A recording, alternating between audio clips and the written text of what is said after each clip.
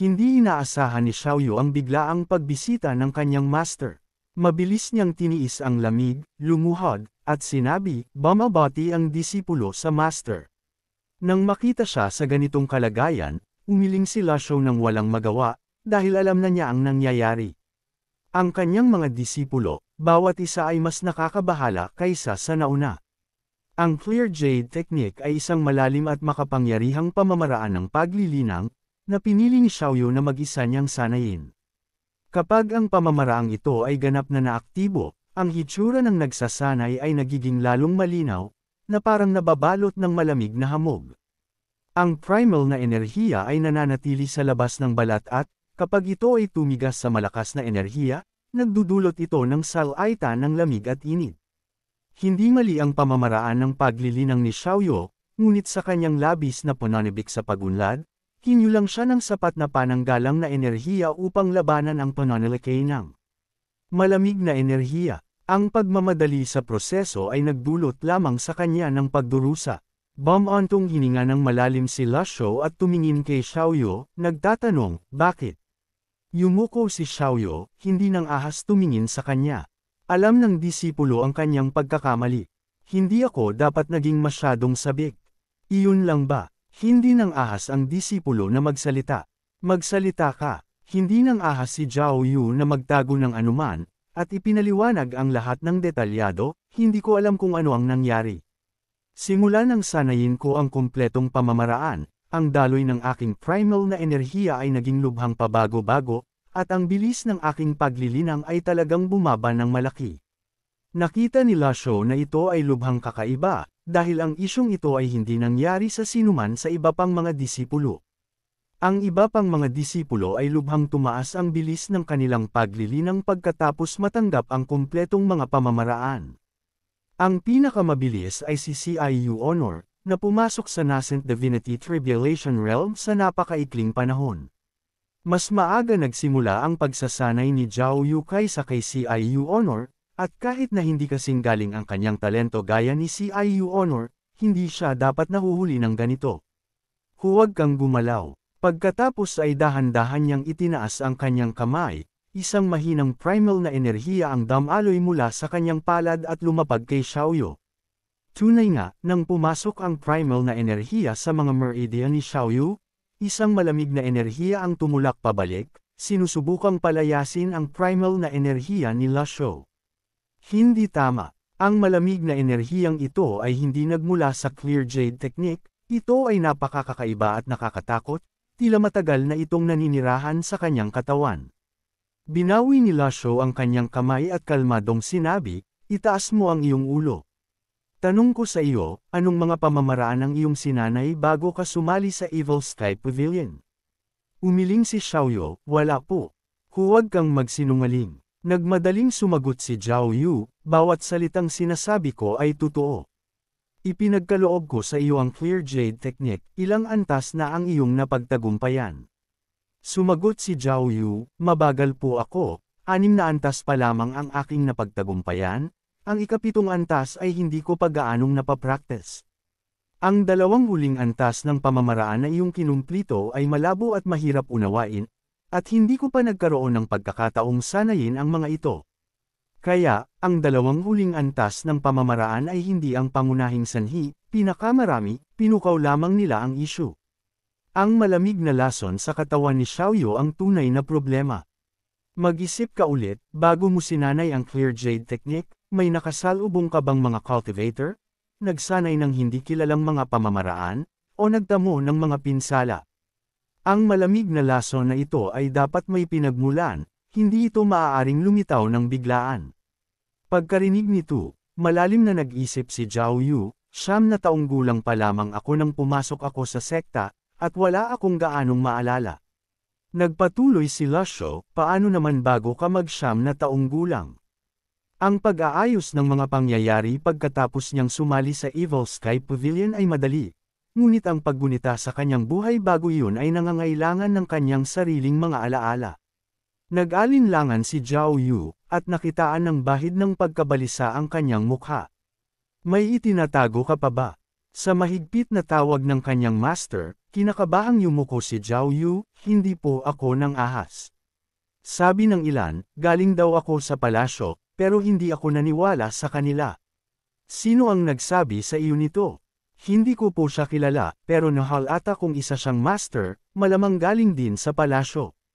Kakakilala ko pa lang kay Sister Changson at pinakiusapan niya akong buhayin ang isang porma sayon. Nakasalubong ko ang taong ito noong nasa Green Sun Mountain ako, at alam ninyo na po ang nangyari pagkatapos noon, Master. Si Ye Changson, na nangunguna sa mga cultivator, ay sumalakay kay Lasho sa Green Sun Mountain. Paano ito makakalimutan ni Lasho? Si Ye Changson marahil ang pinakamatapang sa siyam na disipulong ito. Naaalala na matagal nang pinalaya si Ye Changson mula sa Evil Sky Pavilion.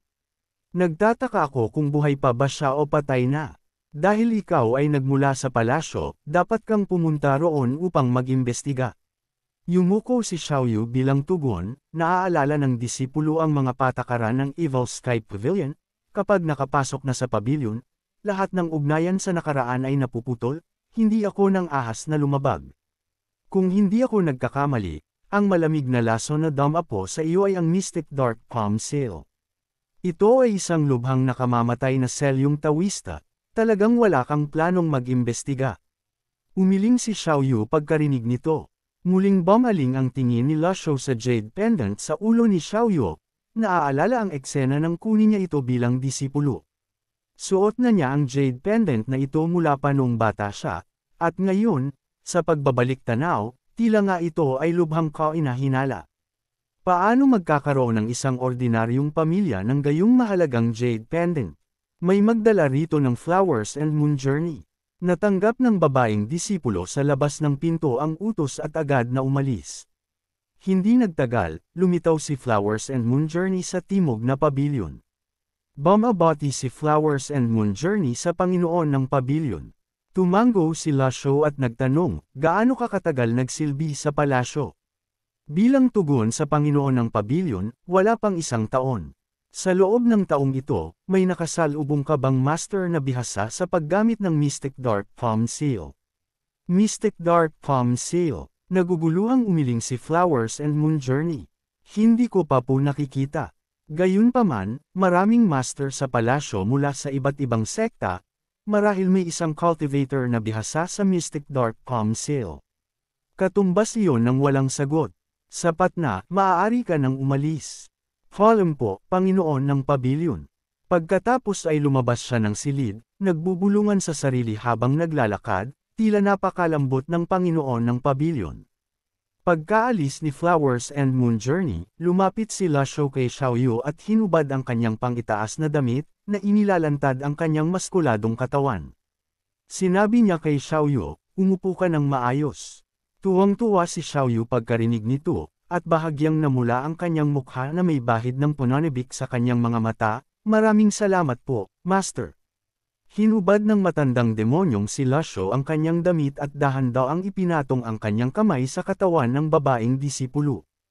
Huwag kang lalaban. Pagkarinig sa sinabi ng kanyang master, mabilis na sumagot si Xiaoyu, opo. Nagpa siya si Lasho na subukang gamitin ang pambihirang kapangyarihan. Alam na kahit hindi ito gumana, walang mawawala. Ang pambihirang kapangyarihan ng Heavenly Writing ay muling sumunod sa kanyang utos.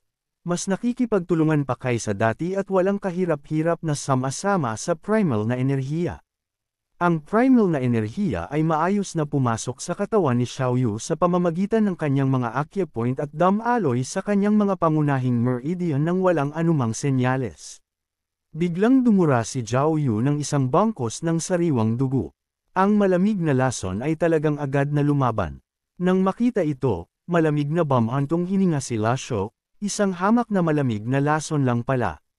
Nang ahas pang lumaban, pagkatapos ay muli niyang pinakilos ang primal na enerhiya, na naglalabas ng mas malakas na puwersa ng Heavenly Writing.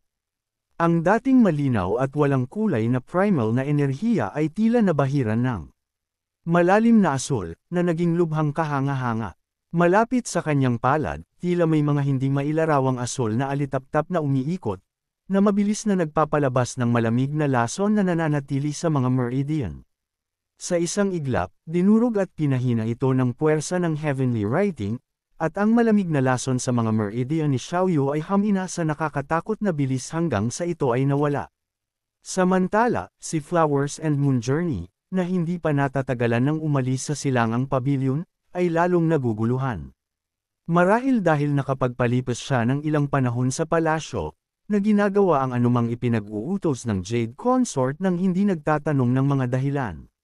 Ngayon na siya ay nasa Evil Sky Pavilion, nagpatuloy ang ugaling ito.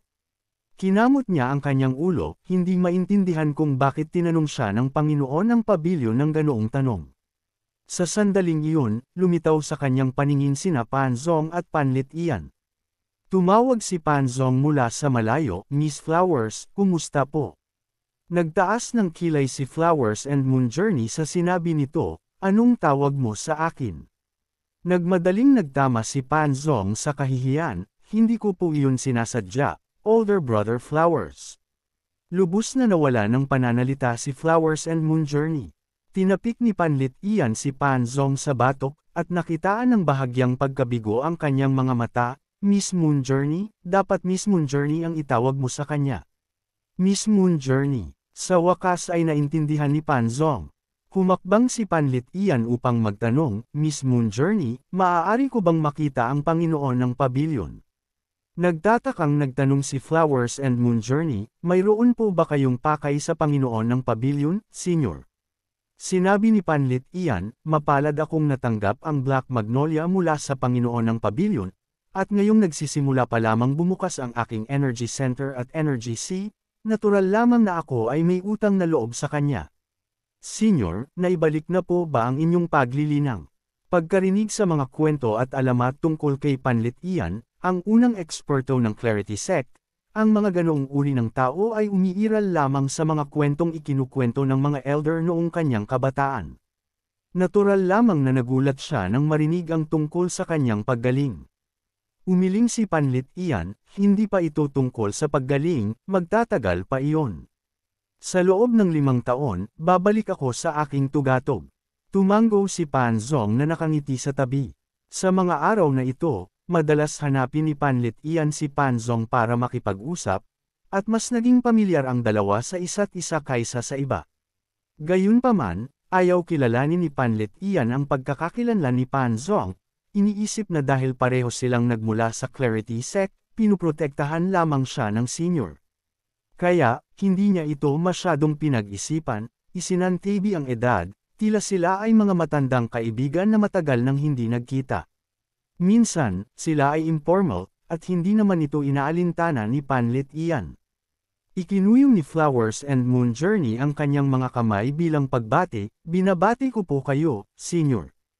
Ikinuyong din ni Panlit Ian ang kanyang mga kamao bilang tugon, "Hindi mo pa nasasabi sa matandang ito kung nasaan ang Panginoon ng pavilion." "Napuntahan ko na ang silangang pavilion at ang pangunahing bulwagan ng Evil Sky Pavilion ngunit hindi ko nakita ang Panginoon ng pavilion." Sumagot si Flowers and Moon Journey, "Nasa timog na pavilion po siya, at malapit na rin pong lumabas." "Salamat, salamat, Miss Flowers." Sumaklab agad si Panzong sa kanyang bibig, bigla na lang lumabas ang mga salita nang hindi niya iniisip. Noon din, isang mahinang asol na enerhiya ang bumukas mula sa tirahan ni Xiaoyu, kumakalat palabas na parang isang alon. "Mag-ingat kayo, ay activate ninyo ang inyong protection na malakas na enerhiya." Agad na nagulat ang tatlo at sabay-sabay na binuhay ang kanilang protection na malakas na enerhiya, na bumuo ng isang transparent na harang sa harap nila. Gayunpaman, ilang segundo lang tumagal ang harang bago ito nabasag na parang salamin. Umurong ng ilang hakbang ang tatlo bago hamupa ang enerhiya. Nagtinginan sila sa direksyon ng tirahan ni Xiaoyu na may gulat na ekspresyon. "Anong uri ng kapangyarihan ito?" tanong ni Flowers and Moon Journey, nagtataka. Nang marinig ang pagtataka ni Flowers and Moon Journey, ipinaliwanag ni Panlit Ian, "Ito ang kapangyarihan ng harang." Bakit gagamitin ng Pavilion Lord ang kapangyarihan ng harang? Hindi maintindihan ni Flowers and Moon Journey. Hindi lang siya, kahit ang sobrang karanasan na si Panlit Ian ay hindi rin ito maisip.